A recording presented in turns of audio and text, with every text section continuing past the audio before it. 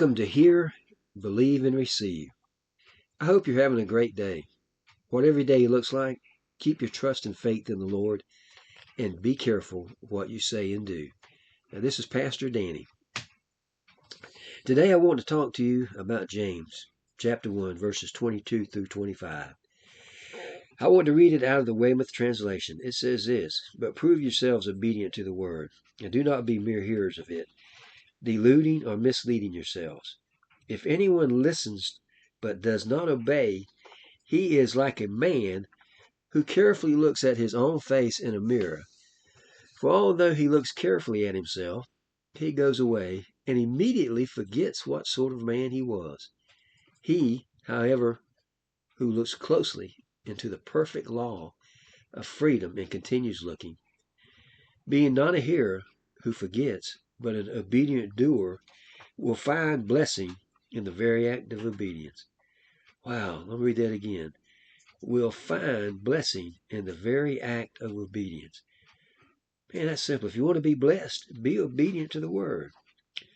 So, being a doer of the word is important, right? It is important to treat people the way God tells us to. Is it important to help people the way He tells us to? There are scriptures that tell us, yes, it is important for us to do these things. And when it tells us to do things, we need to do them. In James chapter 1, we see that we should count it all joy when we fall into various kinds of temptation. Did you hear that? It's the Word of God. It tells us that the trying of our faith works or results in patience or endurance. In other words, we benefit from these temptations if we obey and be a doer of His Word. What is that? Well, to make a choice to count it all joy when these things come against us. Well, how can we do that? Well, we know that He cares for us, and remember Psalm 34, verse 19. Many are the afflictions of the righteous, but He delivers us out of them all.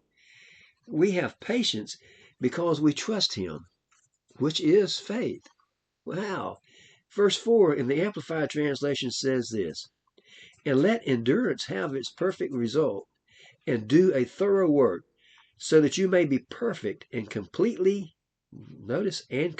developed in your faith, lacking in nothing." In other words, your faith is developing. You don't lack anything.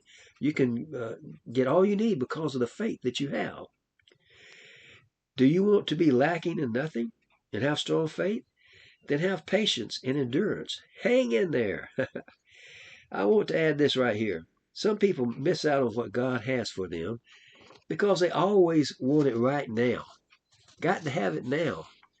Impatience brings doubt, and doubt keeps you from receiving from God.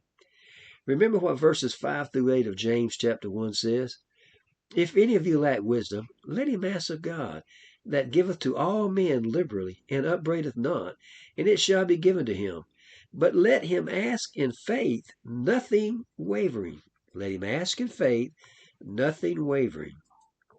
"For he that wavers is like a wave of the sea, driven with the wind and tossed.